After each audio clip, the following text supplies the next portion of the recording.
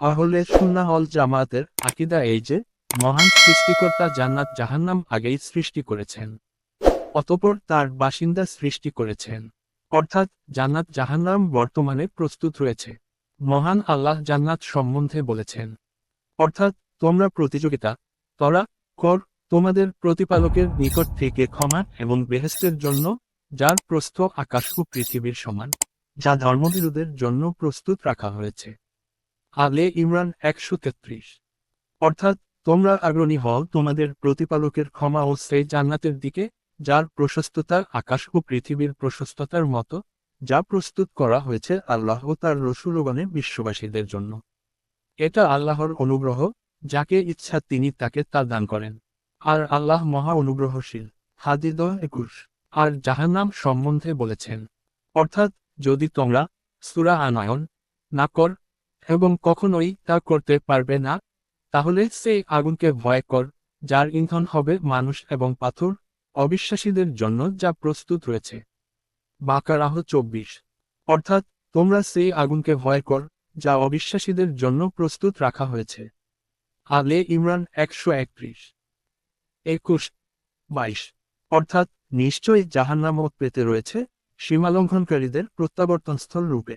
নাবাহ 21-22। মহানবী সাল্লাল্লাহু আলাইহি ওয়াসাল্লাম মিরাজের রাতে জান্নাত দর্শন করেছেন।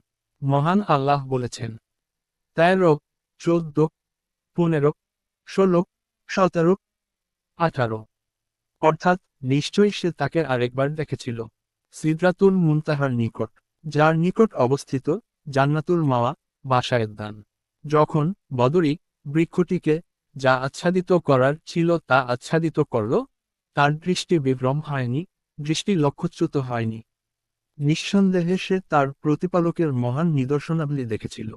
নাজম 13-18। বরং মহানবী সাল্লাল্লাহু আলাইহি ওয়াসাল্লাম সে রাত্রে জান্নাতে প্রবেশ করেছেন। বুখারী মুসলিম। মহানবী সাল্লাল্লাহু আলাইহি ওয়াসাল্লাম বলেন, তোমাদের কেউ যখন মারা যায়, তখন সকাল সন্ধ্যায় তার অবস্থানক্ষেত্র তাকে প্রদর্শন করা হয়। জান্নাতি হলে জান্নাতের এবং জাহান্নামী হলে জাহান্নামের। তাকে বলা হয়, এই হলো তোমার থাকার জায়গা, যে পর্যন্ত না তোমাকে কিয়ামতে আল্লাহ পুনরুত্থিত করবেন। বুখারী 1379, মুসলিম 2866 নং। কবরের হিসাব ও প্রশ্ন সংক্রান্ত দীর্ঘ হাদিসে বর্ণিত হয়েছে। তখন আসমানের দিক হতে এক শব্দকারী শব্দ করেন, আমার বান্দা সত্য বলেছে। সুতরাং তার জন্য বেহেশতের একটি বিছানা বিছিয়ে দাও এবং তাকে বেহেশতের একটি লেবাস পরিয়ে দাও। এছাড়া তার জন্য বেহেশতের দিকে একটি দরজা খুলে দাও। তখন তার প্রতি বেহেশতের সুখ শান্তি ও বেহেশতের খুশবু আসতে থাকে এবং তার জন্য তার কবর দৃষ্টিসীমা বরাবর প্রশস্ত করে দেওয়া হয়। আহমাদ 4-287-288, আবু দাউদ 4753 নং।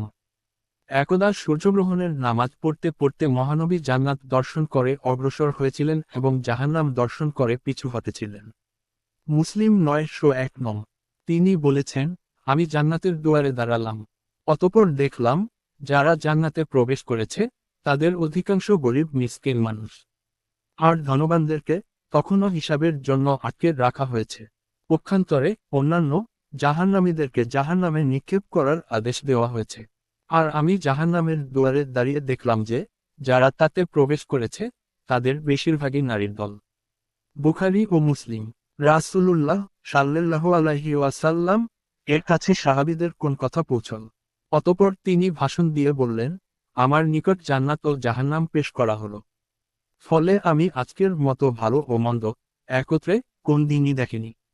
যদি তোমরা তা জানতে যা আমি জানি, তাহলে কম হাসতে আর বেশি করতে। সুতরাং সাহাবীদের জন্য সেদিনকার মতো কঠিনতম দিন আর ছিল না। তারা তাদের মাথা আবৃত করে কান্নায় ভেঙে পড়লেন। বুখারী মুসলিম। তিনি বলেছেন, মুমিনদের রূহ জান্নাতের গাছে ঝুলন্ত অবস্থায় থাকে। পরিশেষে কিয়ামতের দিন আল্লাহ তার দেহে ফিরিয়ে দেবেন। মালিক নাসাই বাইহাকি সি সহিহ 995 নং। উক্ত হাদিস থেকে কোথাও প্রমাণ হয় যে, কিয়ামত আসার পূর্বেও মুমিনদের রূহ জান্নাতে অবস্থান করে। মহানবী সাল্লাল্লাহু আলাইহি ওয়াসাল্লাম বলেছেন, আল্লাহ যখন জান্নাত জাহান্নাম সৃষ্টি করলেন, তখন জিবরাইলকে জান্নাতের দিকে পাঠিয়ে বললেন, যাও। জান্নাত এবং তার অধিবাসীদের জন্য প্রস্তুতকৃত সামগ্রী দর্শন কর। সুতরাং তিনি গেলেন এবং দর্শন করে ফিরে এসে বললেন, আপনার সম্মানের কসম, যে কেউ এর কথা শুনবে সে এতে প্রবেশ করতে চাইবে। অতঃপর আল্লাহ জান্নাতকে কষ্টসাধ্য কর্মসমূহ দিয়ে ঘিরে দিতে আদেশ করলেন। তারপর আবার তাকে বললেন, যাও, জান্নাত এবং তার অধিবাসীদের জন্য প্রস্তুতকৃত সামগ্রী দর্শন কর। সুতরাং তিনি গেলেন এবং দর্শন করে ফিরে এসে বললেন, আপনার সম্মানের কসম, আমার আশঙ্কা হয় যে কেউ তাতে প্রবেশ করতে পারবে না। অতঃপর আল্লাহ তাকে জাহান্নামের দিকে পাঠিয়ে বললেন, যাও, জাহান্নাম এবং তার অধিবাসীদের জন্য প্রস্তুতকৃত সামগ্রী দর্শন কর। সুতরাং তিনি গেলেন এবং দেখলেন, তার আগুনের এক অংশ অপর অংশের উপর চেপে রয়েছে। অতঃপর তিনি ফিরে এসে বললেন, আপনার সম্মানের কসম, যে কেউ এর কথা শুনবে সে এতে প্রবেশ করতে চাইবে না। তারপর জাহান্নামকে মনোলয়েভা জিনিসসমূহ দিয়ে ঘিরে দিতে আদেশ করলেন এবং পুনরায় তাকে বললেন, যাও, জাহান্নাম এবং তার অধিবাসীদের জন্য প্রস্তুতকৃত সামগ্রী দর্শন কর।